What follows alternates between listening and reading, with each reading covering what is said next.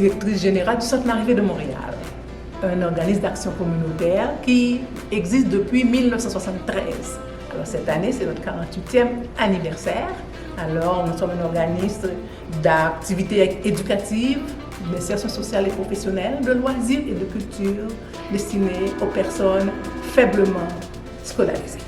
Oh, un plaisir de vous accueillir parce que là, ce projet, ça m'a trotté dans la tête depuis le mois d'avril, mai 2020, quand la SDEJ avait le projet pour les familles, ordinateur pour les familles, le projet 4 familles. Je me dis, au centre, nous avons des aînés qui sont brimés, qui sont isolés, qui ont besoin d'être en contact avec les leurs. Et puis une façon de les maintenir informés, de les aider à ne pas se laisser abattre par la Covid. Alors j'ai interpellé le président du conseil d'administration du SDEJ pour lui dire, alors là, il faut faire quelque chose pour les aînés. Nos aînés ont besoin d'ordi, alors il existe des programmes. Alors de la même façon que tu as pu trouver le financement pour les jeunes, les familles, alors tu es capable de trouver aussi pour les aînés. Puis je lui ai envoyé un lien pour lui dire, alors voici le projet, voici le lien qui existe, alors essaie de nous trouver quelque chose pour les aînés. Alors là, je l'ai talonné pendant toute l'année. Alors pour moi, aujourd'hui, c'est un grand jour. Un grand jour parce que vraiment, j'aspirais à ce moment-là.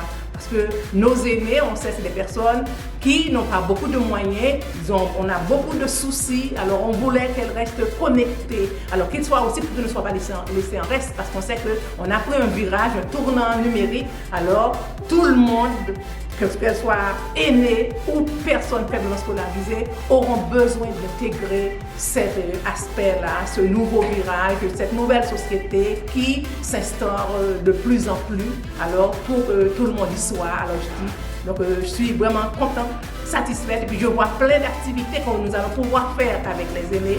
Donc il y a par exemple au centre, nous avons les activités de yoga du rire, nous avons des activités de dessin. Alors, même si on va revenir à la normale, ce ne sera pas un normal comme avant. Alors, il va falloir qu'on ajuste tout ça. Et puis, on sait que nos personnes aînées, la plupart d'entre eux sont issus de l'immigration, peuvent entrer en contact avec les leurs qui sont restés dans leur pays, et avec leurs petits-enfants aussi. Parce que là, souvent, ils vivent seuls. Ils ne sont pas très nombreux à vivre avec leurs enfants et leurs petits-enfants. Alors, ils vont pouvoir et puis s'investir et pour faire intégrer cette nouvelle mode de fonctionnement.